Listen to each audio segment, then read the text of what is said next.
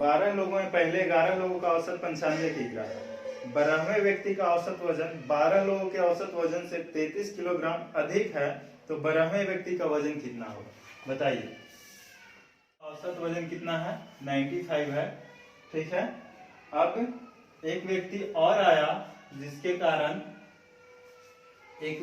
आया इसमें जिसके कारण 33 किलोग्राम अधिक है औसत वजन से, यानी कि मान लेते हैं कि 12 लोगों का औसत वजन x है, तो इसने जो है x प्लस 33 लाया है, ज्यादा है, यानी x प्लस 33 लाया है। 12वें व्यक्ति का वजन कितना है, यानी इसका वजन कितना है, इसका वजन कितना है, सोचिए कितना, मतलब कैलकुलेटिव अगर जो बन जाएगा आप अगर अपने तरीके से बनाएंगे तो। देखिए इसने जो है औसत वजन से 33 रुपए ज्यादा लाया है। ये जो भी बंदा आया है इसने औसत वजन से, यानी जो हिस्सा सबका डिवाइड किया गया था वो अपना हिस्सा तो दिया ही, अब प्लस हिस्सा से ज्यादा कितना दिया है 33 रुपया। तो अगर ये 33 रुपया हिस्सा ज्यादा दिया है तो किसका हिस्सा दिया है, ये वाले ग्रुप का, ये 11 लोगों का जो हिस्सा था वो दिया है 33 रुपया ज्यादा। तो हम कह सकते हैं कि 33 रुपया जो दिया है इन 11 लोगों का हिस्सा दिया है, यानी कि अगर इन लोगों का हिस्सा कितना था तो 33 डिवाइड बाई 11, यानी कि तब जाके ये औसत में आता, यानी कि ये जो है अपना हिस्सा से 11 लोग कम लाए थे, अपना 11 लोग अपना हिस्सा से कम लाए थे, जिसके कारण इसको 33 रुपए ज्यादा देना पड़ा था। तो अगर 33 रुपया इसको ज्यादा देना पड़ा था तो यानी कि कह सकते हैं कि ये 33 रुपया 11 लोग का हिस्सा था, यानी कि इसका औसत कितना था कि 33 बाई 11, यानी कि 95 3 98, यानी कि टोटल, यानी कि 12 लोग का हिस्सा कितना डिवाइड किया, कितना रखा गया था 98 रुपए रखा गया था हिस्सा, कि सबको 98 रुपए देना है, जिसके कारण ये 95 11 लोग दिया, जिसके कारण ये 33 रुपए इसको ज्यादा देना पड़ा। तो यहीं से आप निकाल लिए कि 33 रुपया जब ज्यादा दिया है तो किनका दिया है, तो 11 लोग का दिया है, और 11 को जब डिवाइड करेंगे तो इसका 98 एवरेज आ जाएगा, यानी कि x का मान आ जाएगा 98। तो अब पूछ रहा है कि 12वें व्यक्ति ए जो है, जो आया था बंदा, वो कितना लेकर के आया था, तो 98 प्लस 33, यानी कि कह सकते हैं कि 8 3 11 9 3 12 और 1 13 131 लेकर के अपने साथ है आया है, ठीक है। तो चलिए आगे क्वेश्चन को देखते हैं। तो 3 तरीका और बता, बहुत क्वेश्चन घुमाएगा, लेकिन हम लोग का तरीका यही रहेगा, क्वेश्चन को घुमाने दीजिए, हम लोग का तरीका बस यही रहेगा, ठीक है। आने वाला जो भी ग्रुप में शामिल होगा उससे हम रिलेटेड इसी से बनाएंगे, ठीक है। जैसे शिक्षक से हम लोग भी देख लेते हैं, एक शिक्षक वाला रहता है क्वेश्चन, कहाँ गया, हाँ, जैसे 30 विद्यार्थियों का औसत आयु 9 वर्ष है, ठीक है। 30 विद्यार्थियों का औसत आयु कितना है 9 वर्ष है, एवरेज यानी हिस्सा कितना है 9 वर्ष है। आप लैंग्वेज से मत जाइए, आपको जो तरीका बताए हैं हिस्सा बांटना वो अपना तरीका लगाइए। भाषा तो कुछ भी बना सकता है, कभी बरसात का, तो कभी होटल का, तो कभी आपको क्या बोलते हैं पिकनिक का, तो कभी वर्षा का, कुछ भी आपको बना सकता है। उस पर आप भाषा पे मत जाइए, आप अपना कॉन्सेप्ट पे ध्यान रखिएगा कि हम भाषा को कुछ भी दे, अपने भाषा पे क्वेश्चन को तोड़ कर लाएंगे और अपना तरीका लगा देंगे। यानी कि 30 लोग था और 30 लोगों का हिस्सा 9 रखा गया, 30 लोग का हिस्सा कितना रखा गया 9 रखा गया।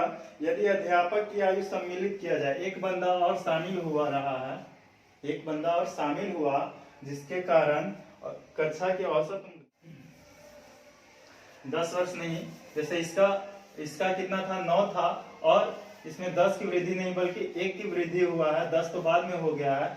तो हम यहाँ से देख सकते हैं कि 9 रुपए तो पहले डिसाइड किया गया था, अगर 9 रुपए लेकर आता तो कोई वृद्धि नहीं होता, लेकिन हुआ है तो वृद्धि हुआ है तो प्लस का साइन, और 1 का वृद्धि हुआ है तो 1, और 30 लोग पहले थे और 1 बाद में शामिल हुए तो 31 लोग हो गए, यानी कि 9 प्लस 31 इज इक्वल टू 40 रुपए या 40 साल, जो कहिए आप, और यही आपका आंसर है, ठीक है। तो इस तरह से आप निकाल सकते हैं। एक और क्वेश्चन दिखा देते हैं 60 नंबर, कि जैसे एक विद्यालय में 34 छात्रों का औसत भार 42 किलोग्राम है, ठीक है, बहुत आपको कैलकुलेटिव क्वेश्चन बहुत आसानी तरीके से सॉल्व हो जाएगा। ये सब डायग्राम आपको बनाने की कभी जरूरत ही नहीं पड़ेगी। आपको प्रैक्टिस के दौरान, अभी सीखने के दौरान आपको डायग्राम बनाने की जरूरत है, नहीं तो आपको डायग्राम बनाने की जरूरत नहीं, डायरेक्ट ओरली आप आंसर दे सकते हैं। जैसे एक विद्यालय 34 छात्रों का औसत 42 है, यानी 34 छात्र है और इसका कितना है औसत 42 है। 34 छात्रों का औसत कितना है 42 है। यदि अध्यापक का भार भी सम्मिलित कर लिया जाए, मान लेते हैं कि इसमें अध्यापक का भार सम्मिलित कर लिया जाए तो 400 ग्राम का वृद्धि हो जाता है। कितना? 400 ग्राम का वृद्धि हो जाता है। अब आप यहाँ कंडीशन रखिए कि अगर इसने 42 रुपए लाया होता, अगर इसने भी 42 रुपए लाया होता तो क्या वृद्धि होता? नहीं होता, लेकिन हुआ है तो प्लस करेंगे, वृद्धि हुआ है तो। और कितना? 400 ग्राम ज्यादा लाया है तो 400 ग्राम, और इंटू कितना लोग था? 34 लोग तो पहले थे, बाद में एक और आए तो 35 लोग हो गए। और चूंकि 1 ग्राम में है और 1 किलोग्राम है तो इसको 1000 से डिवाइड कर दीजिए, तो 2 जीरो से 2 जीरो कितना हो जाएगा? 7 5 से 35, 5 दूनी 10, 2 दूनी 4, यानी कि 7 दूनी 14। 42 प्लस 14 कितना हो जाएगा?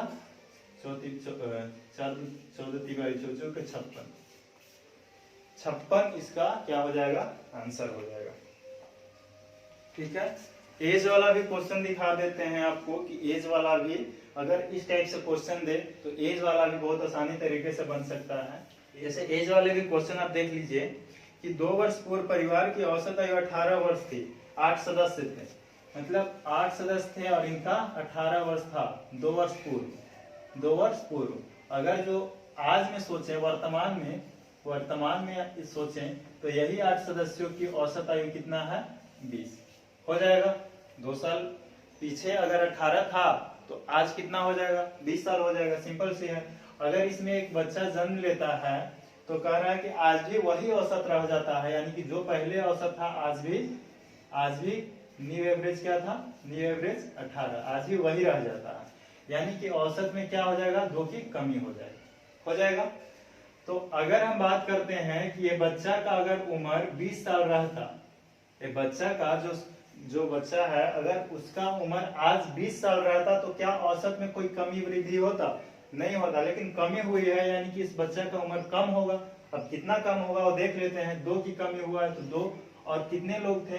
8 तो इधर थे, एक और खुद शामिल हुआ तो 9 लोग हो गए, यानी कि 20 माइनस कितना? 18 इज इक्वल टू 2 ईयर। और ऐसे भी मोस्टली ऐसे क्वेश्चन को 2 ही ईयर आता है। ठीक है, लेकिन उस पर हम लोग ध्यान नहीं देना है, हम लोग को कॉन्सेप्ट पे ध्यान देना है। ठीक है, तो एज वाला भी क्वेश्चन, भाषा आपको बहुत घुमाएगा, भाषा को घुमाने दीजिए, उस पर हम लोग ध्यान नहीं देना है, हम लोग को किस पे? कॉन्सेप्ट पे ध्यान देना है। ठीक है, जैसे कि एक और क्वेश्चन है कि 3 वर्ष पहले किसी परिवार के 5 सदस्यों की औसत आयु 17 वर्ष है। 3 वर्ष पहले किसी परिवार के 5 सदस्यों की औसत आयु 17 वर्ष है। एक शिशु का जन्म हुआ तथा परिवार की वर्तमान औसत आयु समान रहती है, शिशु की वर्तमान आयु क्या हो? ठीक है, अब आप लोग बनाइए, सेम ऐसे ही कॉन्सेप्ट लगेगा। 3 वर्ष पहले किसी परिवार के 5 सदस्यों की आयु, 5 सदस्यों की औसत आयु कितना था? 17 वर्ष। और 3 वर्ष से पहले की बात है, यानी कि अगर वर्तमान में सोचें, वर्तमान में यही 5 सदस्यों की औसत आयु कितना हो जाएगा? 3 साल इंक्रीज हो जाएगा, यानी कि 20 हो जाएगा, होगा।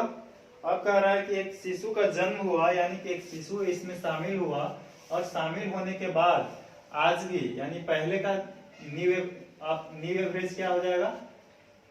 न्यू एवरेज 17 ही रहता है। जो एवरेज 3 साल पहले था वर्तमान में वही एवरेज रहता है। तो बताएं कि इस बच्चे का उम्र क्या था? तो आप देखिए कि अगर इस बच्चे का उम्र 20 साल ही रहता तो क्या एवरेज पे कमी वृद्धि होता? नहीं होता, लेकिन कमी हुआ है कितना? 3 का, तो कमी हुआ है तो कम होगा। और कितना? 3 का, और कितना? 5 लोग था और एक खुद शामिल हुआ तो 6, यानी कि 20 minus 18 is equal to 2 year. Question देखते हैं, जैसे कि 11 खिलाड़ियों का औसत 20 वर्ष है। ठीक है, 11 खिलाड़ियों का औसत वर्ष 20 वर्ष है। यदि कोच की आयु भी सम्मिलित कर ली जाए तो औसत आयु 10% बढ़ जाता है। कोच का आयु ज्ञात कीजिए। बहुत सिंपल है, हम लोग वही कॉन्सेप्ट लगाएंगे कि जैसे 11 खिलाड़ियों का औसत कितना है? 20 है, ठीक है ना। कोच की आयु भी सम्मिलित किया जाता है, यानी कोच शामिल होता है, जिससे औसत में यानी नए औसत में 2% की क्या होता है? वृद्धि हो जाता है। यानी 2% का मतलब कितना हो जाएगा? 2% है ना, सॉरी 10% का वृद्धि हो जाता है, यानी कि 2 की वृद्धि हो जाता है, 2 ईयर की वृद्धि हो जाता है। अगर आप सोचिए कि अगर जो कोच का भी आयु कितना 20 साल रहता, तो क्या ये वृद्धि या कमी होती है एवरेज में? नहीं होती। अगर वृद्धि हुई है तो कोच की आयु क्या था? ज्यादा था। और कितना ज्यादा था? तो 2 तो एक खिलाड़ी को दिया है ज्यादा, तो 11 तो पहले से था, एक खुद आया, तो कितना हो गया? 12 लोग हो गए। और 12 2 ज्यादा दिया, और कितने लोग को? 12 लोग को। तो 20 प्लस कितना हो जाएगा? 24 इज इक्वल टू 44 ईयर की इसका आयु हो जाएगा। कोच की आयु 44 ईयर हो जाएगा। याद रखिए, कोई आप मल्टीप्लीकेशन रूल मत लगाइएगा। मल्टीप्लीकेशन रूल जैसे ही लगाइएगा आपको कैलकुलेशन फंसाएगा, ठीक है। तो आप याद रखिएगा, मल्टीप्लीकेशन रूल तो बिल्कुल नहीं लगाना है।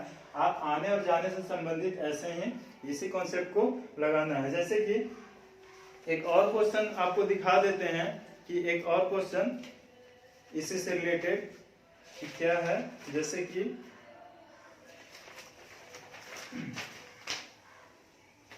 हाँ, जैसे कि एक बल्लेबाज 12वीं पारी में 63 रन बनाता है, जिसके कारण उसका औसत रन दो बढ़ जाता है।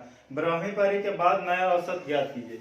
इतना कैलकुलेटिव ये सब हो जाता है क्वेश्चन। आप कैलकुलेशन मेथड से बनाइएगा तो इससे बिल्कुल नहीं होगा।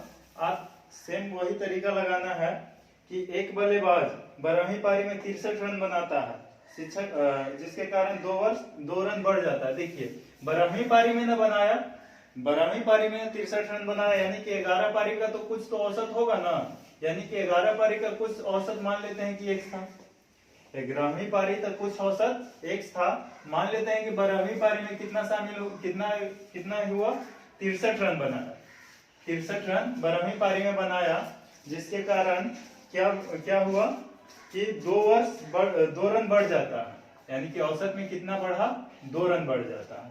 तो बताएं कि 12वीं पारी के बाद नया औसत, यानी कि यहाँ ये जो था पहले का औसत था, और ये जो है न्यू एवरेज हो गया। न्यू एवरेज 2 की वृद्धि हुई, यानी x+2 हो गया।